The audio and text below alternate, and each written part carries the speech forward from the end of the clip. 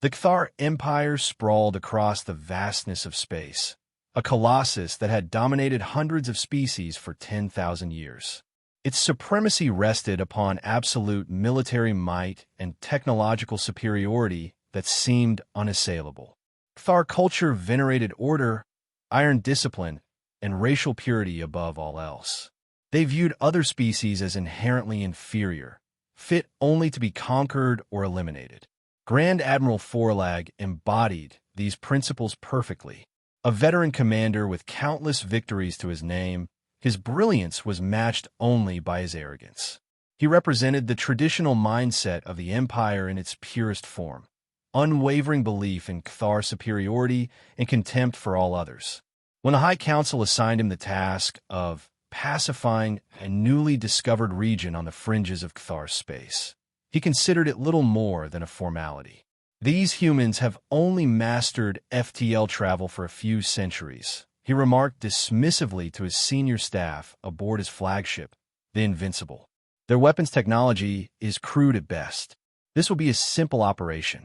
The Invincible served as the crown jewel of Expeditionary Fleet 9, a formidable armada comprising hundreds of the most advanced warships in the Cthar arsenal. Forlag viewed this mission as a pleasant diversion, an easy opportunity to add another conquest to his already impressive record. Intelligence reports had indicated that humans were a fractious, disorganized species that had only recently begun to expand beyond their home system. Their technological development seemed erratic and inconsistent, lacking the methodical progression that characterized Cthar advancement. Such chaos and inefficiency were anathema to Cthar sensibilities.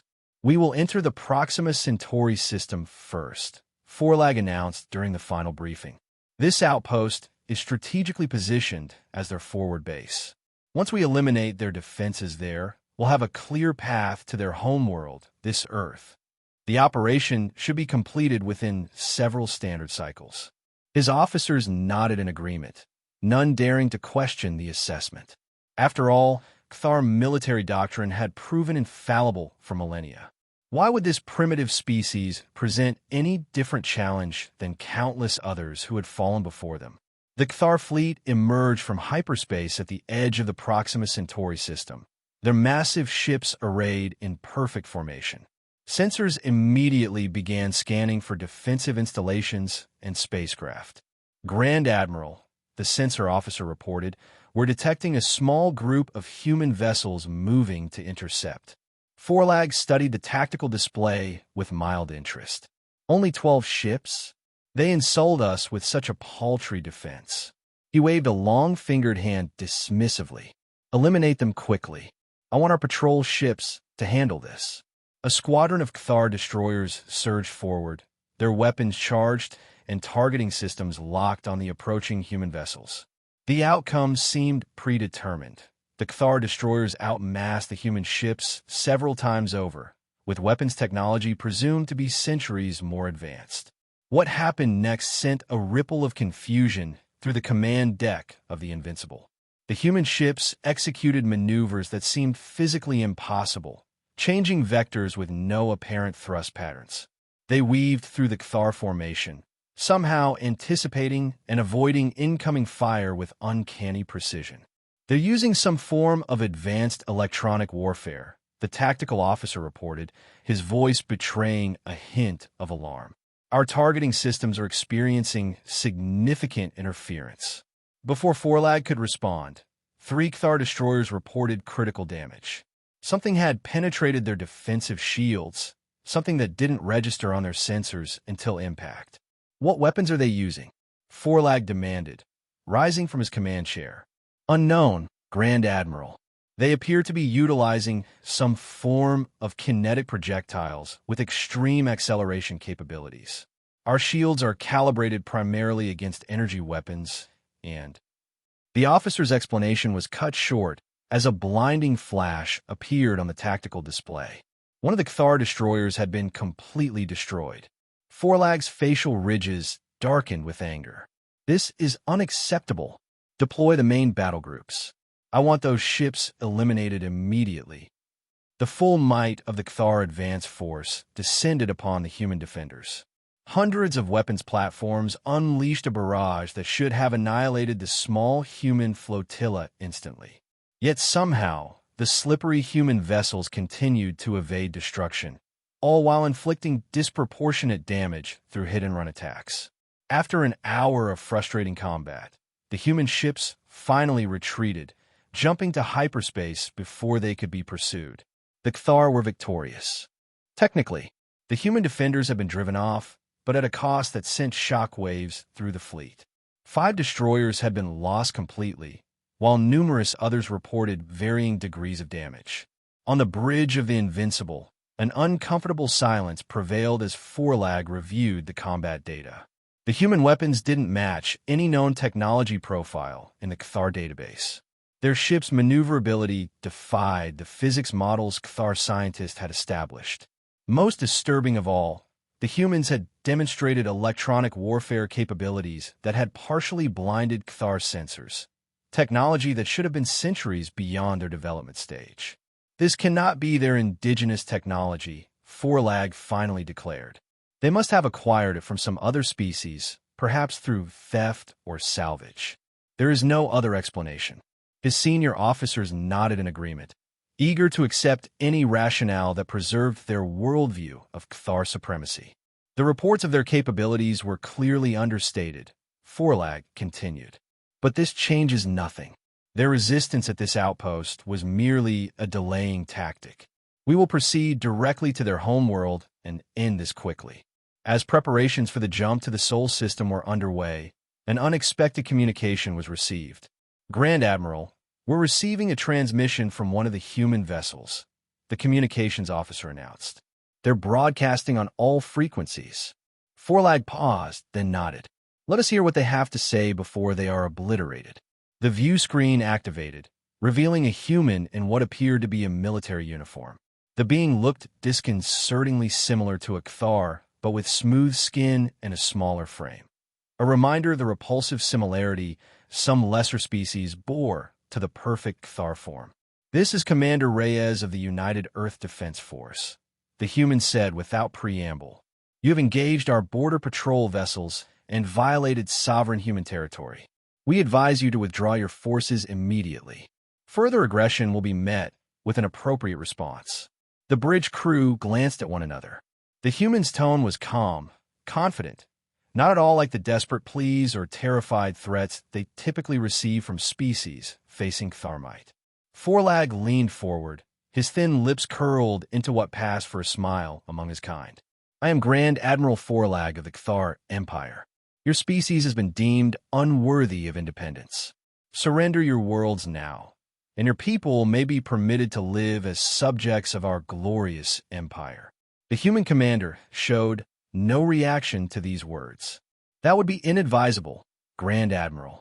We have no desire for conflict, but we are fully prepared to defend ourselves if necessary. I strongly urge you to reconsider your course of action. Forlag's patience ended. Your primitive fleet will burn. Your worlds will be conquered. This is the natural order. He gestured sharply, and the communication was cut. Prepare for hyperspace jump to the Sol system, he ordered. We will crush their homeworld and end this quickly. Fleet 9 reorganized, compensating for its losses, and prepared to make the jump to humanity's home system. Despite the unexpected resistance at Proxima Centauri, confidence remained high. After all, they had ultimately prevailed, even if the victory had come with unexpected costs. The full might of the Cathar fleet would surely overwhelm whatever defenses Earth could muster. As the fleet emerged from hyperspace at the edge of the Sol system, sensors immediately began mapping the extensive defensive infrastructure. Orbital platforms surrounded the outer planets, with particular concentrations around the asteroid belt, Jupiter, and of course, Earth itself. Their defensive network is substantial, the tactical officer noted with reluctance. Forlag studied the display carefully. The human defenses were indeed more extensive than anticipated, but still nothing that should threaten a Cathar fleet of this size. Their defenses are concentrated in predictable locations, he observed. We will bypass the outer system entirely and strike directly at Earth. Plot a course through these gaps in their sensor coverage. The massive fleet began its advance, moving with practiced precision through the outer reaches of the solar system. As they approached the asteroid belt, however, the carefully planned maneuver unraveled with frightening speed. What appeared to be simple asteroids suddenly powered up, revealing themselves as camouflaged defensive platforms. Simultaneously, swarms of small, previously undetected craft emerged from hiding places throughout the belt. Most alarming of all, space itself seemed to warp around several locations as cloaking fields deactivated, revealing massive weapon emplacements. "Ambush!" the tactical officer shouted, just as the first wave of attacks struck the vanguard of the Cathar fleet. The ensuing battle was unlike anything in recorded Cathar military history. The humans employed weapons that defied classification, self-guiding mine swarms that could think and adapt to evasive maneuvers, energy weapons that somehow bent local space-time to bypass shields, electronic warfare systems that not only jammed Cathar communications but actually turned their targeting systems against them. Forlag watched in growing horror as his carefully orchestrated attack disintegrated into chaos. Cathar vessels, pride of the Imperial fleet, were being systematically disabled or destroyed by an enemy they had gravely underestimated. "How is this possible?" he demanded of his science officer. "Their technology cannot be this advanced." Before the officer could respond, the communications system activated once more. This time, the human who appeared wore a more elaborate uniform, with insignia suggesting higher rank. "Grand Admiral Forlag," the human said, "I am Admiral Chin Xiolon of the United Earth Defense Force. I must inform you that you are currently engaged with our System Defense Force only. This is your final opportunity to withdraw with honor. We have no desire to annihilate your fleet, but we will do so if necessary." Forlag stared at the screen in disbelief. "System Defense Force? You expect me to believe these are merely your local defensive units?" Admiral Xiolon's expression remained impassive. "I understand your confusion, Grand Admiral. By your standards, perhaps our military organization seems unusual. But I assure you, the forces you have encountered thus far are indeed our defensive reserves and local units. You do not want to face our regular fleet." For the first time in his long career, Forlag felt the cold touch of doubt. Could the human be telling the truth? But no, this had to be psychological warfare, an attempt to undermine his resolve. "Your deception is transparent," he snarled. "The Cathar Empire will not be deterred by such obvious tactics." Admiral Xiolon sighed. "As you wish. I had hoped to avoid unnecessary casualties." The transmission ended abruptly. Backed into a corner and with his pride wounded, Forlag made a fateful decision. "Concentrate all remaining ships. Ignore secondary targets. We will punch through directly to Earth and end this." The remnants of Fleet 9, still formidable despite their losses, regrouped and pushed forward on a direct vector toward the third planet. The human defenses seemed to fall back, allowing them to advance deeper into the system. Forlag interpreted this as confirmation that the humans had indeed committed their main forces to the initial ambush and were now retreating. His confidence began to return as the fleet approached the orbit of Mars.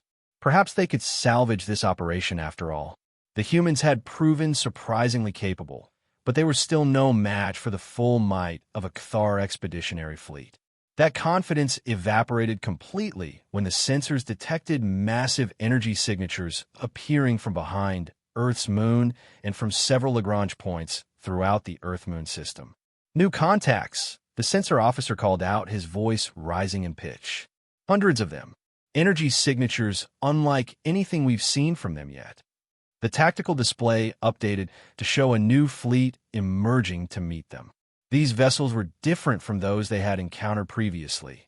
Larger, more uniform in design, and bearing markings distinct from the System Defense Force.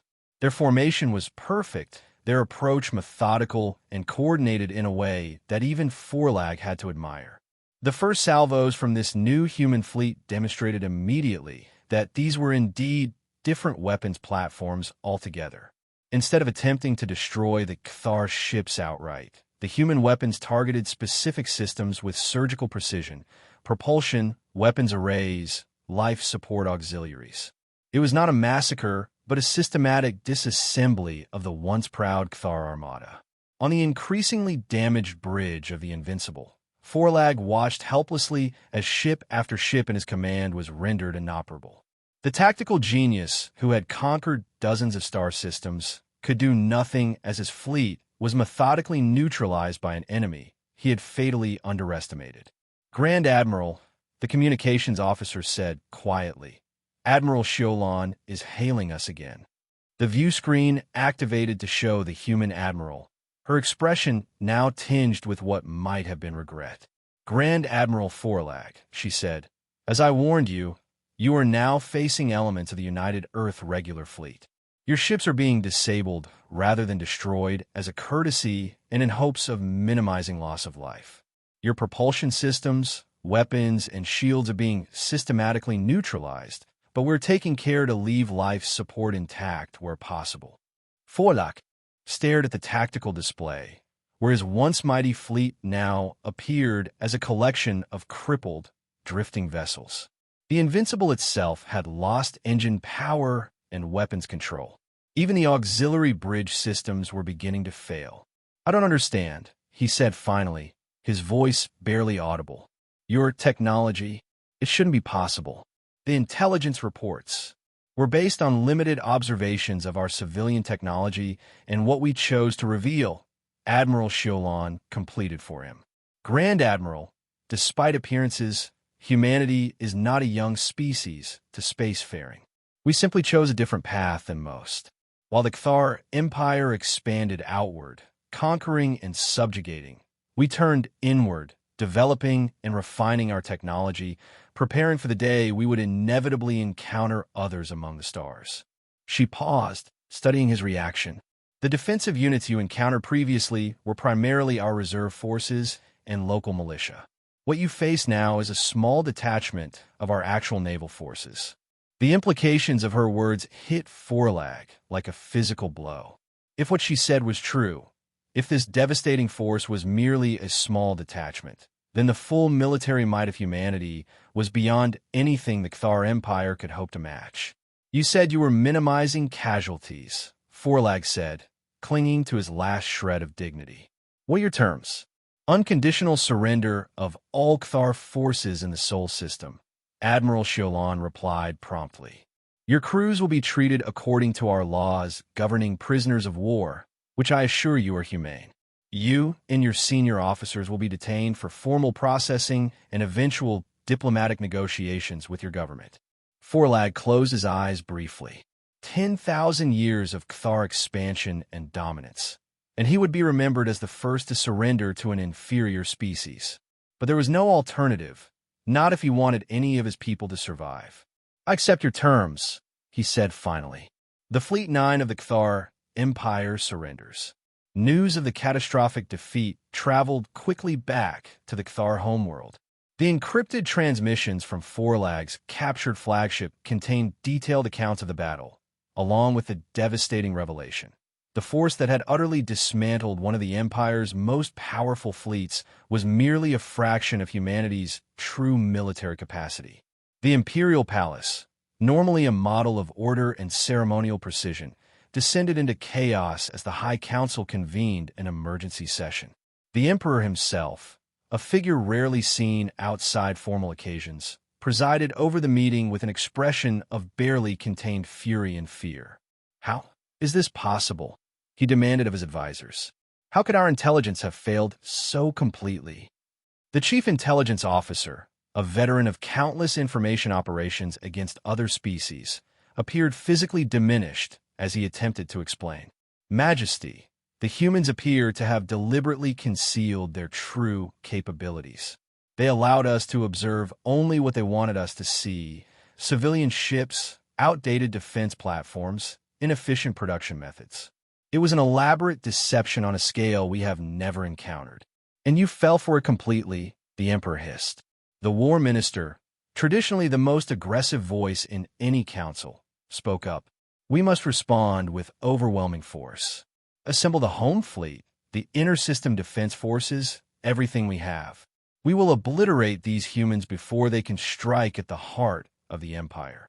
An uncomfortable silence followed this declaration. Finally, the science minister cleared her throat. That would be inadvisable, she said carefully. Based on the combat data transmitted by Grand Admiral Forlag and our analysis of the capture technology, humanity possesses several key technological advantages we cannot currently counter. She activated a holographic display showing technical schematics. Their propulsion systems operate on principles we barely understand. Their weapons can bypass our most advanced shields. Most concerning of all, their electronic warfare capabilities can compromise our targeting and navigation systems remotely. In a direct, all-out conflict, she paused, clearly reluctant to complete the thought. Speak plainly, the Emperor commanded. In an all-out conflict, we would likely lose Majesty. Not just a fleet. Everything. The council chamber erupted into angry denials and accusations. For 10 millennia, the Cthar had known nothing but victory and dominance. The concept of facing a technologically superior foe was so alien that many counselors simply could not process it. The Emperor raised a hand, and silence immediately fell. What of Grand Admiral Forlag? Is he compromised? Could this be misinformation? The intelligence chief shook his head. The transmissions were sent via our most secure channels, using authentication protocols only Forlag would know. The combat data correlates with the damage patterns observed on the ships we've been permitted to recover. I believe the information is genuine. Then we must face reality, the Emperor said, his voice hardening. We have encountered a species that represents a genuine threat to the Cthar Empire for the first time in our history. He turned to his foreign affairs minister, a position traditionally considered largely ceremonial in an empire that preferred conquest to diplomacy. Contact the humans. Arrange for diplomatic talks. We will use this setback as an opportunity to learn more about our new adversary. The Emperor's gaze swept around the chamber, meeting the eyes of each council member in turn. And let it be known throughout the Empire, all resources are to be directed toward understanding human technology. Every scientific institute, every military research facility, every industrial complex. Our priority is no longer conquest, but survival. 5 years later, a Cthar diplomatic vessel approached Earth, its design markedly different from the warships that had come before. Instead of the aggressive, angular silhouette characteristic of Cthar military craft, this ship featured smoother lines and clearly visible insignia, identifying it as a diplomatic courier. In the United Earth Defense Headquarters beneath the Swiss Alps, Admiral Cholon, now promoted to Fleet Admiral, observed the approaching vessel alongside the Secretary General of the United Earth Government. They've adhered perfectly to the approach vector we specified, she noted. Quite a change from their previous attitude. The Secretary General nodded.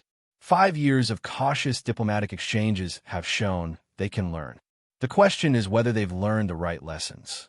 The Cthar delegation was escorted from their landing pad to a conference facility specifically designed for interspecies diplomacy. At the head of the delegation was a familiar figure, Forlag himself, now stripped of his military rank and serving as a special diplomatic envoy. The former Grand Admiral had changed in ways beyond the absence of his ornate uniform. His posture, once rigidly authoritarian, now seemed more measured. The contemptuous arrogance that had once defined his bearing had been replaced by something approaching cautious respect. As the formal introductions began, Fleet Admiral Cholon studied her former adversary carefully. Former Grand Admiral Forlag, she acknowledged. I didn't expect to see you in this capacity. The Emperor felt my unique perspective would be valuable in these discussions, Forlag replied carefully. My experiences here have provided insights that few other Cthar possess. The diplomatic session that followed was tense but productive. The Cthar proposed a non-aggression pact, along with carefully limited trade agreements and information exchange protocols. Gone was the assumption of superiority that had characterized all previous Cthar interactions with other species. Instead, their proposals contained implicit acknowledgement of human technological advantages and explicit recognition of human territorial sovereignty. As the formal session concluded and the delegates moved to a more casual reception area, Forlag found himself momentarily alone with Fleet Admiral Shalon.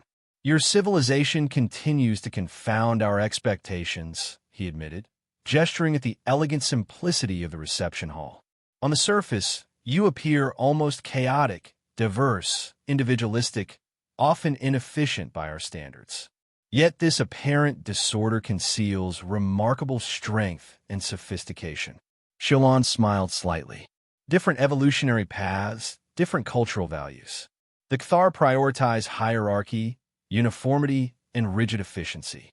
Humanity found strength in diversity, adaptation, and creative problem-solving. Both approaches have their advantages."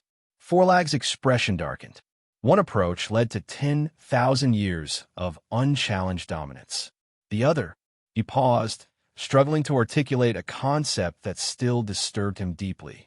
The other created a power that humbled the Cthar Empire with what you claimed was only a fraction of your true military capacity.